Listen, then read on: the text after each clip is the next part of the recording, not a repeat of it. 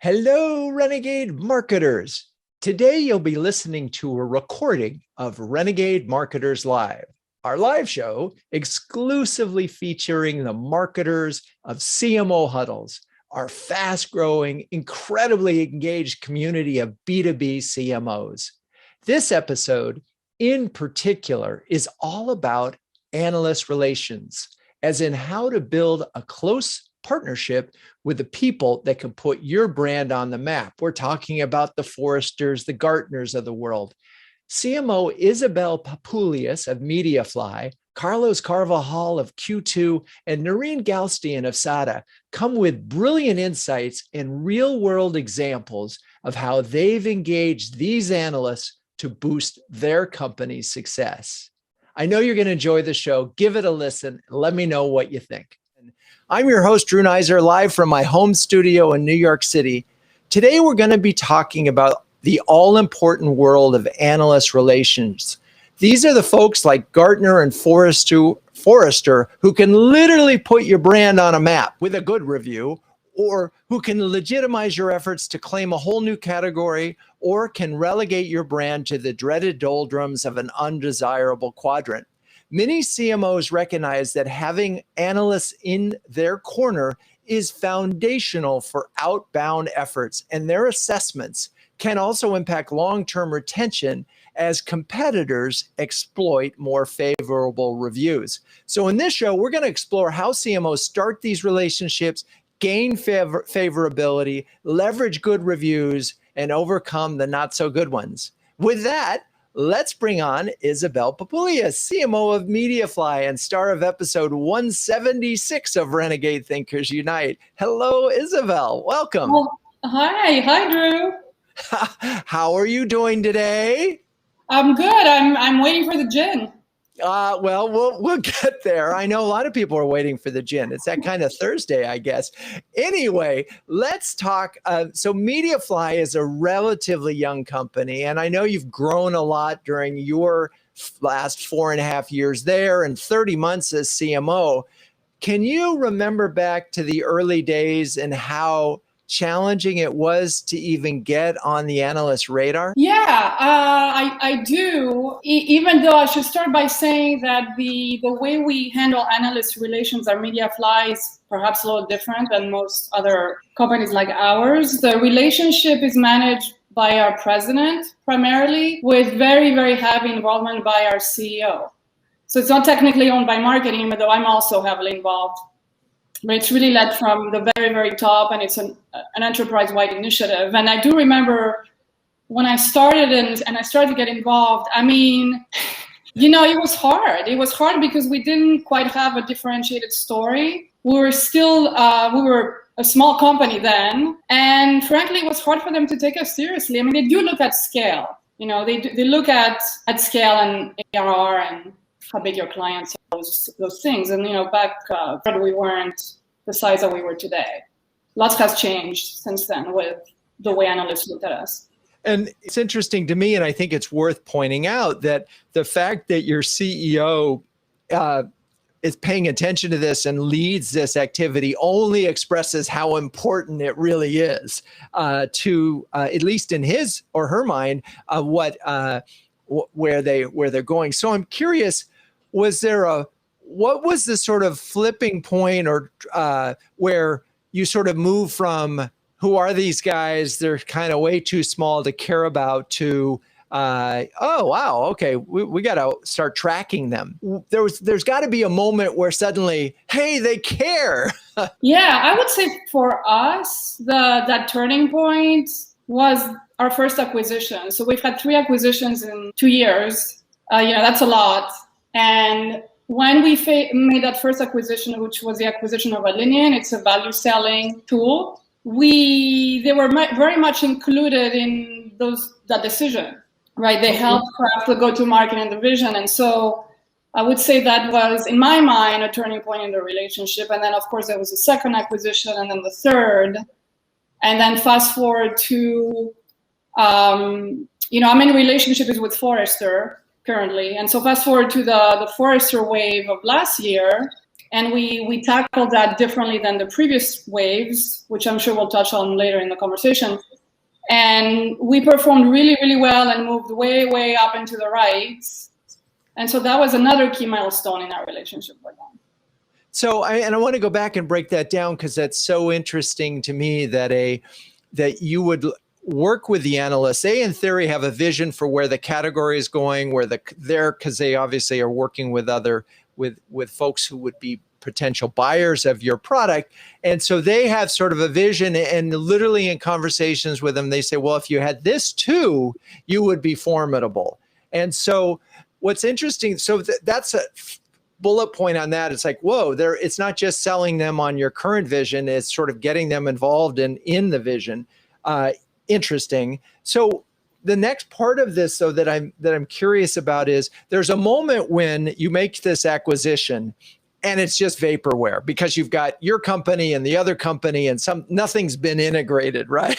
There's no bridge made, and suddenly you want to promise this sort of integrated thing. How do you sort of decide when you go back to the analysts and say, okay, because they bought into the vision, but that you actually have this product and it works? I mean, I don't think it's the way we engage with them, frankly, is ongoing. I mean, there are multiple calls with analysts every month. So it's not we had an acquisition, oops, the integration is not quite working the way we planned, and now let's talk to them. I mean, it's ongoing.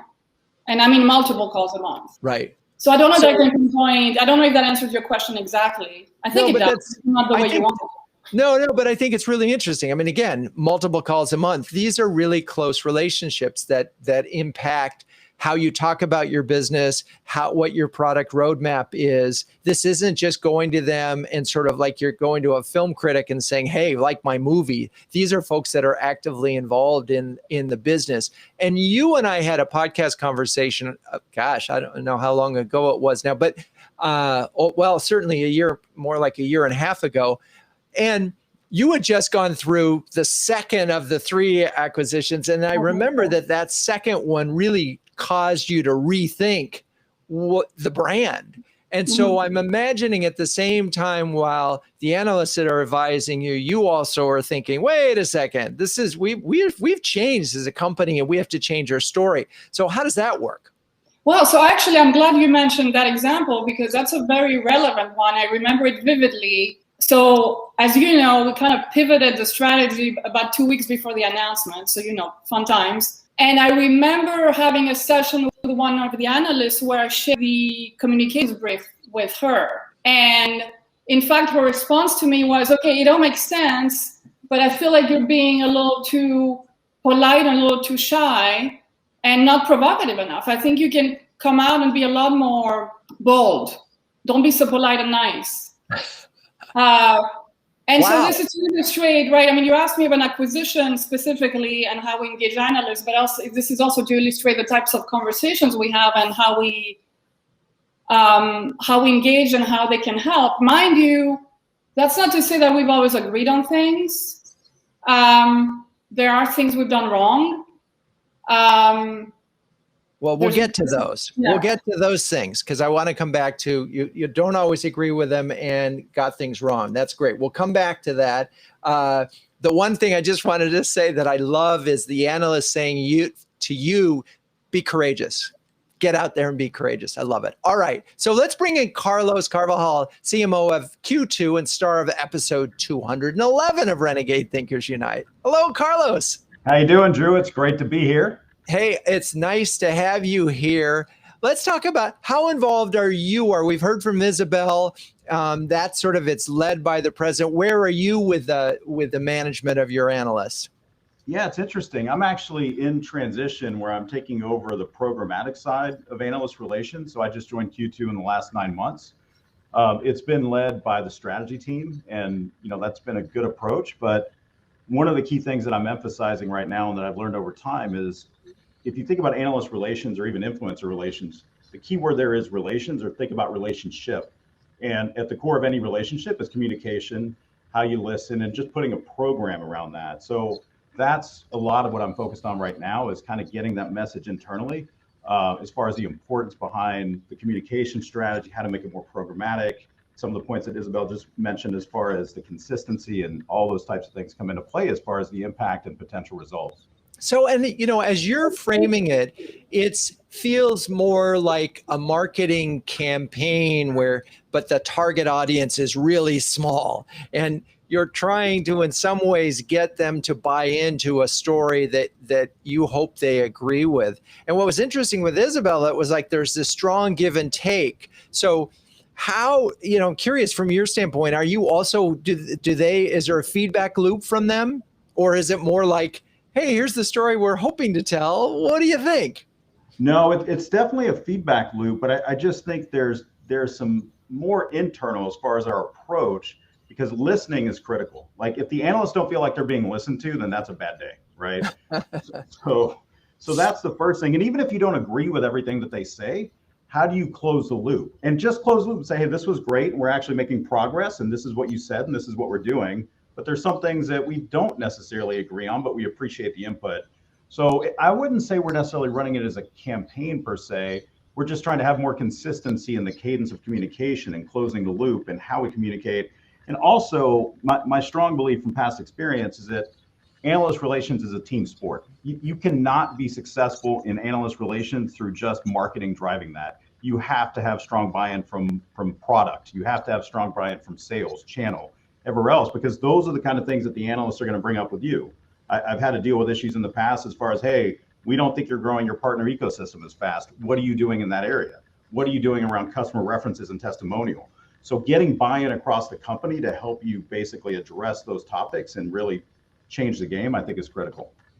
Yeah, it's so interesting, and several things that I could go after. I'm curious because they're really, what do you do? You mentioned sometimes you don't agree with them. What do you do when their assessment of your business and what some of the things that they're saying, whether it's about your product or about what your strategy should be, how do you handle that? Yeah, it's a tricky balance. I think in that case, what I've seen work in the past, and sometimes it works, sometimes it doesn't, is just to really make sure that you're communicating the strategy. Frankly, the investment in things like advisory days, beyond just a 30-minute inquiry, going deeper into explaining why and providing the context. And then ultimately the proof is in the results, right? So if you deviate from a strategy decision, but you're showing strong growth and results, that's something that works itself out. If you deviate from their strategy and the results are not good, then that's a harder conversation to have. So if you can say, look, we're growing, we've got this covered, we're meeting our numbers, your assessment isn't, the market is reacting differently to what you're saying. You're missing something. You can go back to them. But are they spiteful? Like, you didn't listen to them? We told you to do more partnerships. How come you're not doing it? I mean, or they sort of let it go? Well, no, I think it depends on the scenario, but let me give you a concrete example from the past, right? So it could be something like, hey, we believe you should look at an expansion strategy international around certain geos and regions. And we may say, you know what, we actually want to pivot to adjacencies more focused in the US. Here's why. We think we have pull, we can drive that out. And then we'll revisit our international strategy and how we grow that. So it's just a different view and the approach and the priority, those kind of things from a strategic discussion. But like I said, if those things pan out and work well, there's not really spite. They kind of understand that sometimes they throw out ideas that are harder to execute, require a certain amount of investment that you can't really pull off, all those kind of things. So just having an open dialogue as part of that relationship is the key.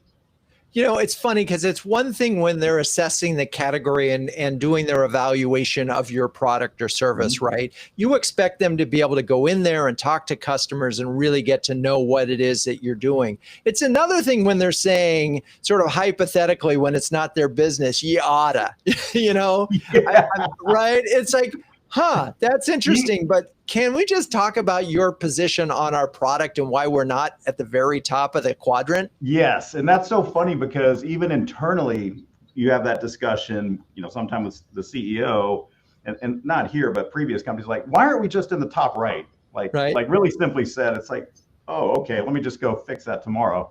But same kind of thing, right? Yeah. All right. Well, this is amazing. Thank you for that input. Let's welcome Narine Galstian, CMO of SADA Systems. Hello, Narine. Hi, Drew. Great to be here. Thank you for including me. Well, excited to have you. You win for being in your role the longest, 8 years. Congrats on your tenure, by the way. Thank you. It's been a great journey.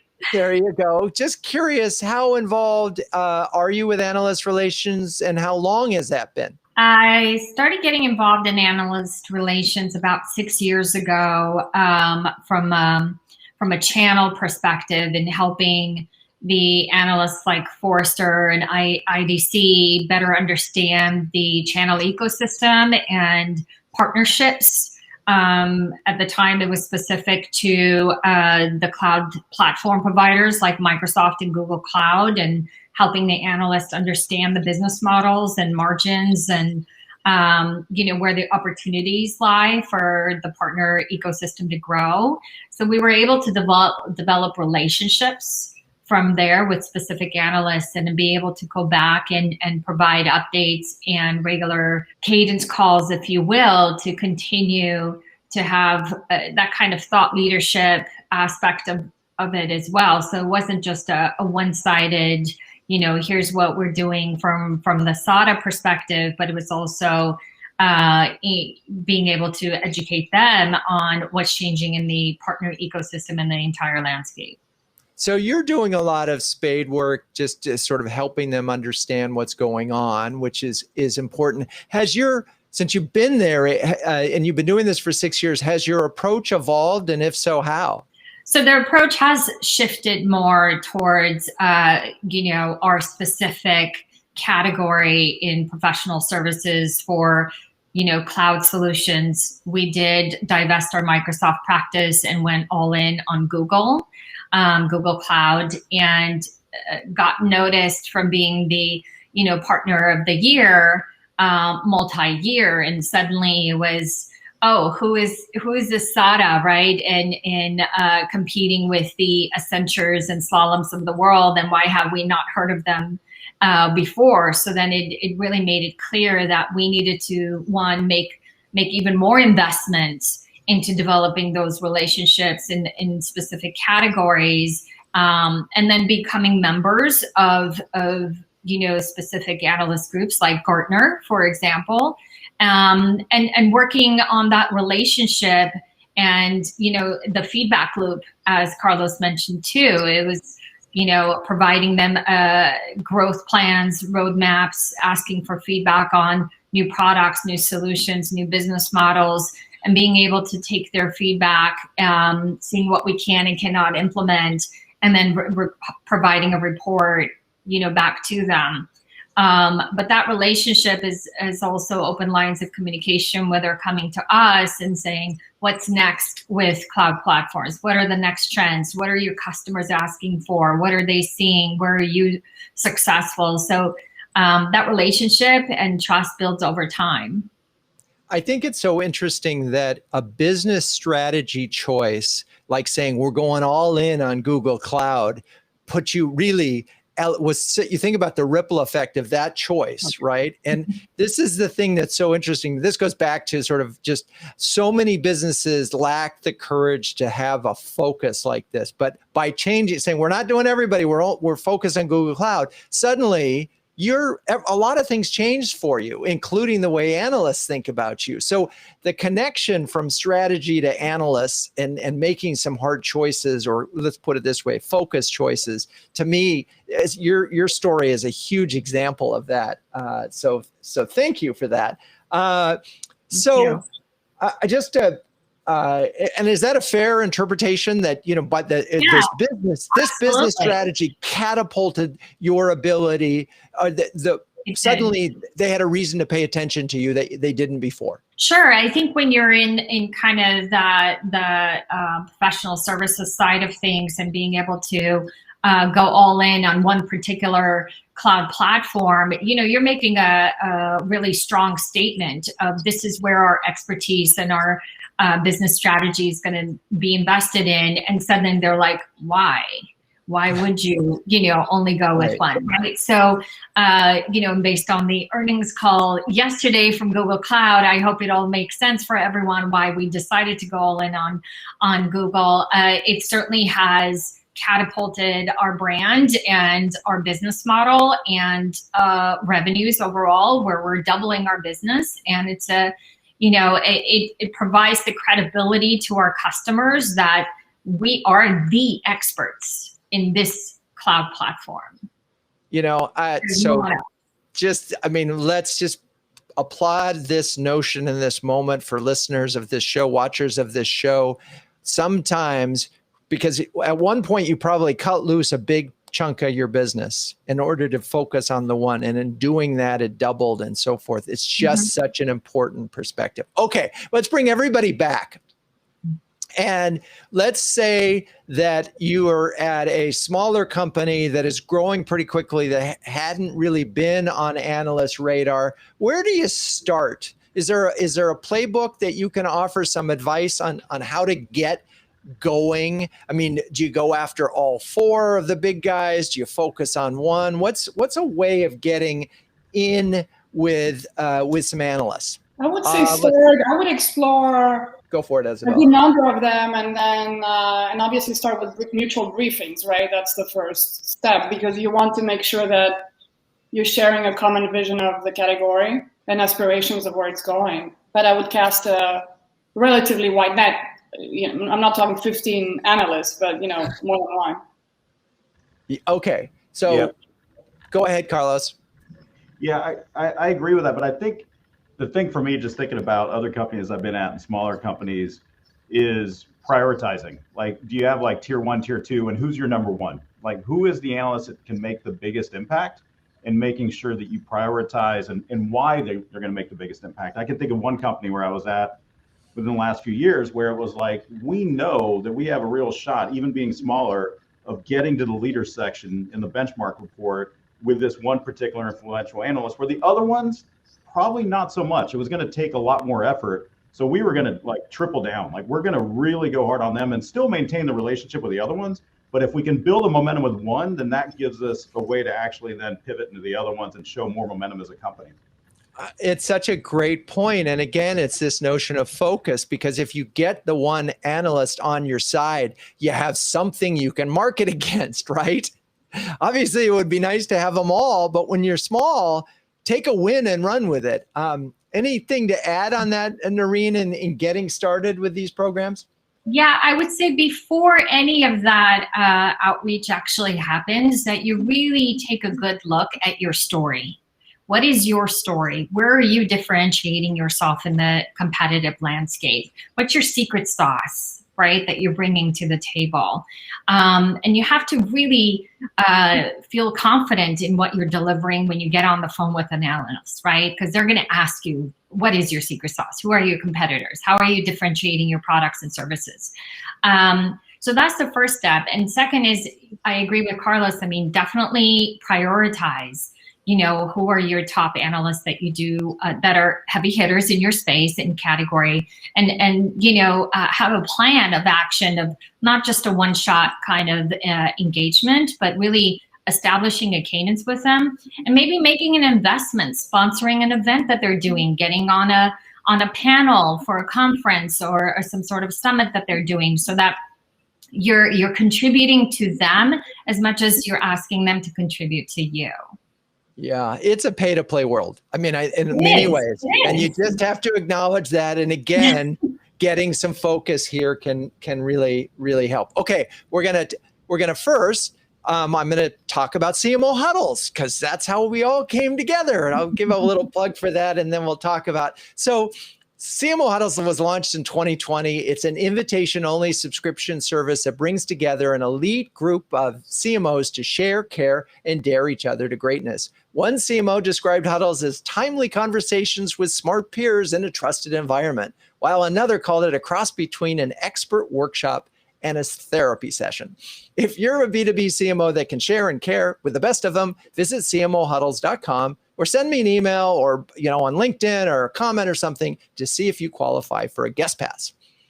Okay, so just curious, would you like to share anything about your experience with CMO huddles? The experience has been awesome. I love learning. I'll just give a couple like real examples, and this may be funny actually, but like Isabelle, for example, you're not even aware of this, but just from previous calls and the learnings, I've actually applied that to my team. We're actually talking to a conversational marketing vendor based on your presentation and your team and the learnings and that was incredibly helpful. And then Drew, your summary emails from I think last month around how hard it was to actually get talent and how competitive the market is, actually shared that with our HR and people team to basically help justify doing offers at a higher base, basically, right? So there's just so much goodness from the learnings and the dialogue and everything else that has been invaluable.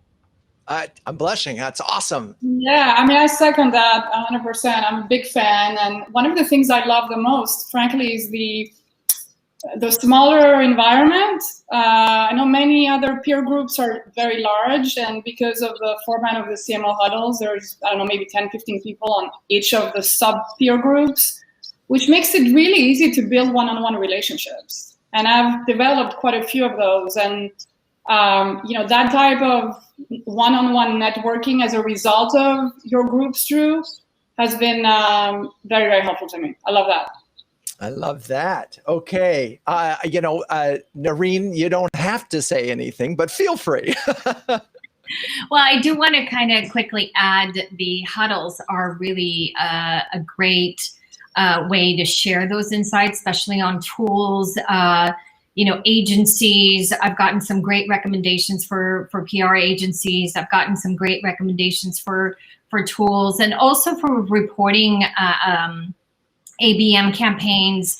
So I think there's definitely some value of like, we tried this, it worked, it didn't work, here's what I recommend. That's really key. Okay, I love it. And thank you all for that. Let's get back to the analyst thing that's going on. And Isabelle, you mentioned when things go bad or you disagree a little bit and they can go wrong or a pitch doesn't work. I'm curious, can you give an example of and maybe it was something that didn't quite work the way you planned and how you sort of recovered? Yeah, I mean, I think there's a couple of, I'll give you two examples. How's that? The first one, back to not always agreeing with analysts. And now I remember being in an executive offsite and saying, well, just because an analyst says we have to do something doesn't mean that we have to do it. And mind you, by not agreeing with them in that particular case, we hurt ourselves because that specific feature actually ended up being a table stakes for the sales enablement category, and we lost quite a few deals to competitors because we were too late in executing on that. And eventually we did. But, we didn't listen, we didn't agree, but we caught up eventually. Right. That was where they were saying here's something to do. You didn't do it and you paid the price. So, okay, second example. Yeah. Second example was our last Forrester wave. We were very pleased with our scores ultimately, but it definitely took some negotiation back and forth, and things got tense. There was a moment where things got tense. Right. And that's okay. And so sometimes you really do have to have the confidence to push and have the conviction. Right. That you really know that you really have what you say you have, and you can push them on it. I want to get one more sort of war story, if I will, that will make us really want to have a drink after. So Narine, maybe you want to share, or Carlos, a circumstance that just didn't quite go as you had hoped, and what you did or didn't do. Yeah, I think from my perspective, and this was a few years ago, where we missed an opportunity to be included in a Magic Quadrant, research report that came out, and that was, we basically didn't brief the analysts properly in making sure that we're included and really bringing that competitive scenario and that differentiator to the table to be considered in being included. Got it. Yeah. And that's a bummer because you feel that pain right away. If you're not in that quadrant, it's like you don't exist, at least to those customers. I'm curious, talk about a moment where something went really well and what it took to get that. So I can give one example. It might just take a second. And it's different than a pitch, but we were rolling out a new product line for a new market segment we were going after that had a lot of growth potential. And literally just asked the analyst, because we had a good relationship, if you were in our shoes, how would you approach you? And what would the strategy be if we wanted to get in the leader section, let's say 2 years from now? And surprisingly, the analyst just gave us a lot of great feedback, but this is something I wanted to share with everybody. I've never done this before. What he came back with is said, hey, you need to do a dry run of the benchmark of the actual report evaluation. So not the actual evaluation, but go through a cycle, and it was a paid engagement. And we actually filled it all out. And long story short, it helped us identify where the gaps were, and then we could actually action them so that when the cycle came up for the actual report, we actually did really well. And we did get into the leader section. It was pretty amazing. And I'd never stopped to think about a dry run type concept with an analyst. So that was something that made a huge impact. Yeah, it's kind of like doing SAT prep. Yeah, right? Just do a couple practice runs. You figure out, oh, I don't know these words. Okay, that's very cool. Any other sort of success stories that you want to share, Narine or Isabelle? From our side, I think it was when we were giving an update and having just won our award for Partner of the Year and record-breaking numbers, and the analyst was like, how are you not in that, circle? How did we miss you? It really they took ownership of the fact that we didn't do our homework right, and I think that just really, brings forth that it's also on you to educate them, right? You can't just think because they're analysts, they know all the players in the ecosystem, or that they know exactly what trends or what partners are playing there. It's really on you to make sure that you're always ahead and you're always top of mind. And then that learning just goes both ways.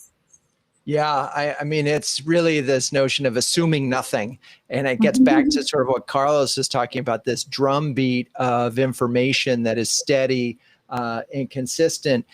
They are fallible. And the other thing to remember in all of this is for each one of you, there are 10 competitors who are sending information to them. And so it made me wonder, since everybody has an analyst program of some level or another, I mean, what is, Narine, your thing is interesting in that they missed it and you've sort of got validation in another way. And that's interesting. But is there any whining and dining with these people? I mean, I know it's in the pre-COVID. Can you send them a bottle of gin? I mean, what can you do that will help you sort of get at least a conversation started with someone who says, I know everything about this already. You got nothing new for me. Any thoughts on that, Carlos? I personally think there is, just pre-COVID, and I think it's important as a CMO and as an executive to have a one-on-one, even if it's going out to lunch and off, just building that relationship and having that kind of dialogue.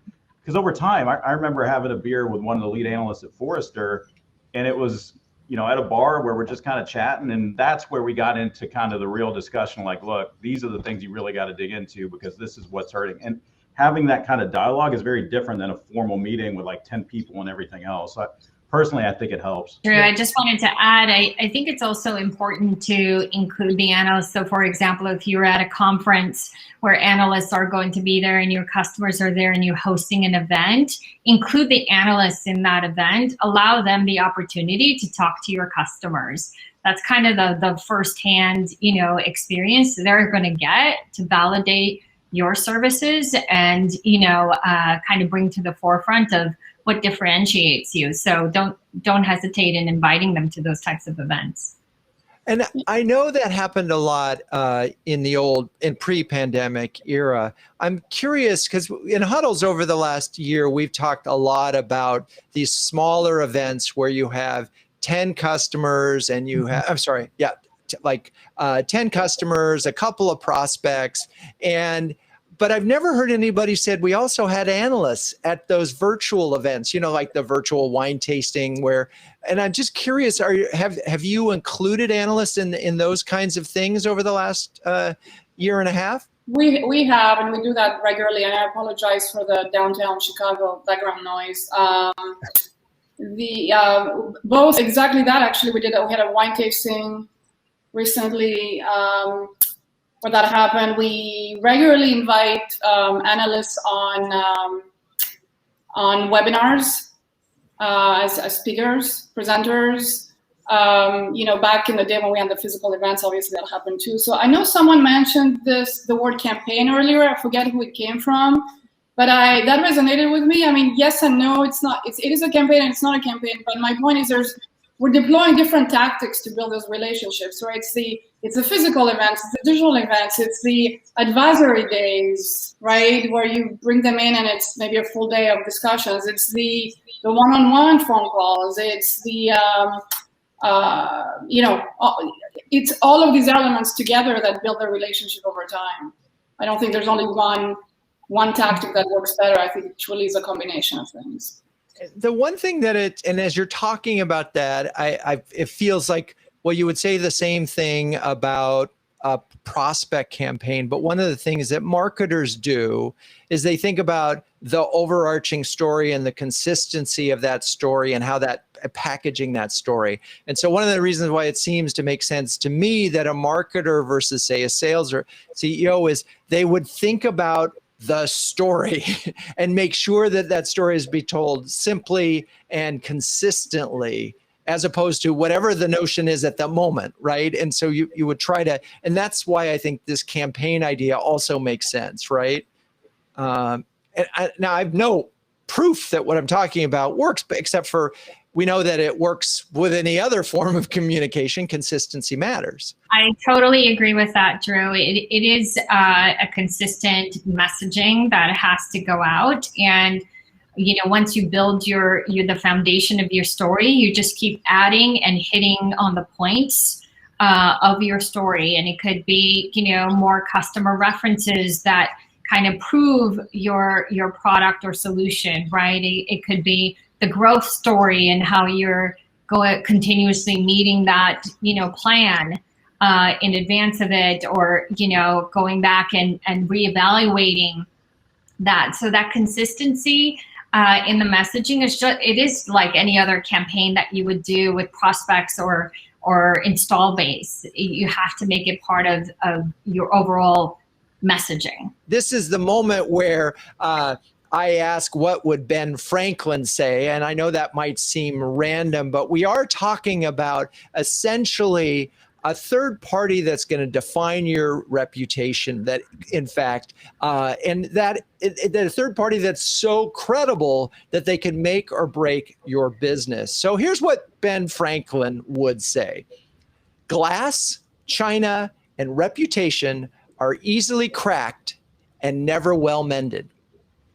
So this is this point where if you get in that lower quadrant, it's really hard to fix it, which is just, thanks, Ben, for that. Okay, so give us an example of a recent interaction with an analyst. Set the scene, tell us the approach that you took. Let's start with Isabelle. Sure, so I mentioned advisory days as one of the many forms of engagement.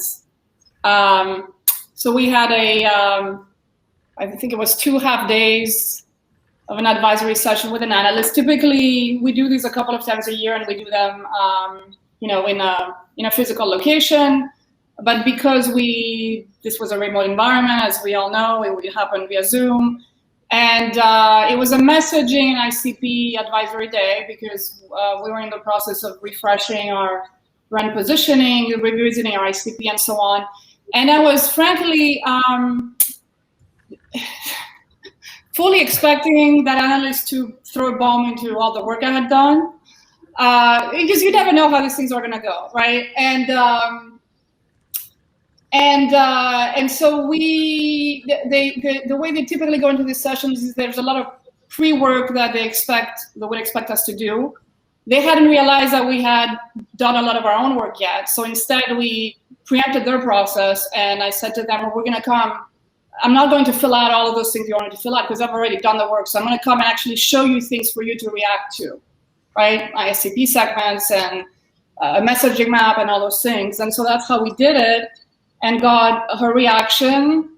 Asked her to go back and do homework. So kind of digest, process, think about the competition, and come back to us with feedback on the second day. I mean, it couldn't have done better. So you went bold. Instead of saying, listen, listen, listen, you went saying, hey, check this out. What do you think? And you got, you slayed the dragon. Awesome. That feels right. Carlos, you want to share a quick interaction recently and how it went? Quick interaction. This is one of the leading analysts in our space. There was some past baggage. So that's kind of setting the scene. So a lot of it was going in, and this is an analyst I knew from past companies, was just kind of talking through it and getting into the kind of the frank heart-to-heart conversation around what were the issues, and then making the commitment. You know, I am committed to this relationship. The team and the company is committed to this relationship, and how we're going to move forward. And now we're already, I mean, this is just within the last couple of months, in a better spot as far as how we're working together.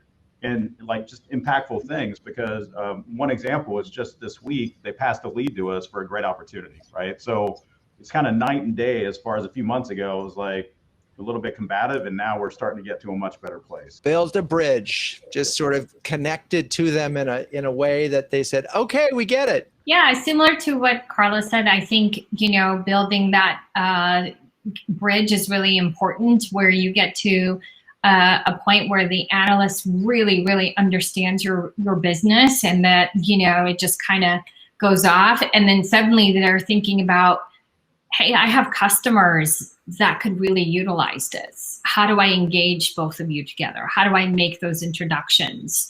So they become your advocate.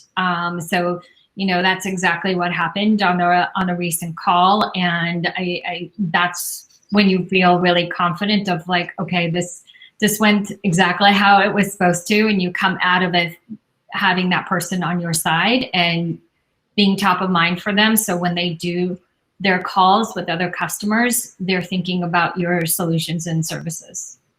I just had this sort of crazy vision of, you know, Isabelle calls this analyst and they go, oh, we love your product. We just recommended it. And then Carlos calls different company. Oh, we love your product. We just recommended it. I mean, these folks are getting pitched so often that, you know, I wonder if it's the last call in is the one that they're, you know, influenced by. And I'm not giving them the credit that they deserve, but what is one no-no? One big no-no when it comes to analyst relations, and we'll start with Narine. I would say the one big no-no is never be combative.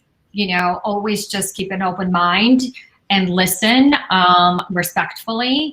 I think you always should take back the information they give you and recommendations they give you. Really think about it and be able to come back to them with, yes, we decided to implement this. No, we didn't implement this because of X, Y, Z, but never in a way of a combative, you know, attitude that they somehow don't know what they're talking about or they don't understand your space. It's not what's going to help you build that relationship. This is not a scene from the movie Liar, Liar. We're not going to reenact that. Okay, Carlos, one no-no. I couldn't agree more with Narine. The combative point to me is huge. And then I'll just add, don't ignore them. Yeah, we're not going to ignore them. They're just too important. Okay, Isabelle, a no-no? I mean, I agree with both Carlos and Narine. So the third one that comes to mind is more about relational engagement. It's like, know your buttons, their buttons. Again, going back to so that you don't come across as combative. For example, when I mentioned the advisory day and me essentially saying, no, I won't do it your way, I'll take over the agenda, I might not have been able to do that with another analyst. Right. But I knew I could push the boundaries with that one. So really understand your audience and where they're coming from. I was also thinking of a conversation we had in Huddles where we were talking about the book, Never Split the Difference. And because we were talking in the context of a board asking you a question. And one of the things that comes up in Never Split a Difference is this, when they ask a question that seems impossible, you sort of push back a little bit and say, great question. How am I going to do that? And just sort of turn it around because they might just ask and just have asked an impossible question. Okay, final words of wisdom. We'll start, Isabelle. Last thing on this subject. Yeah, the thing that comes to mind is for all of us involved with analysts, there's always a wave or quadrant or rectangle or triangle, whatever the thing is. And the way I think about it is that one starts, the next one starts when the last one ends. Yeah, it doesn't end. That's the point. There is no finish line here. Okay, that's great. Carlos. Your credibility lives and dies on your customers. You can have really crisp messaging, you can tighten everything up, but if they're not hearing that from the customers or references, it doesn't work. So my experience over time is they care less and less about what you're saying, and they're paying a lot more attention to what your customers are saying. And triple check your references. That is such a great point, and it's one of the reasons why, again, I feel like if marketing can own customer interactions and so forth, because and has a board of advisors and gets them in so that they're becoming part of it, that this messaging gets back to the analyst. And it strengthens that case. Okay, Narine. I agree with both Carlos and Isabelle. Really, I think one, you need to make it part of your marketing strategy and make it a priority. And two, the customer references, as it's important for, reaching out to your prospects or, customer references for press, you have to make it a priority for analysts as well. It's across the board. That has to be part of your marketing strategies to tell more stories. Tell more stories. Okay. Well, I want to thank you, Narine, Isabelle, Carlos, you're great sports. And thank you, audience, for staying with us. I'm your host, Drew Neiser. And until next time, keep those renegade thinking caps on and strong.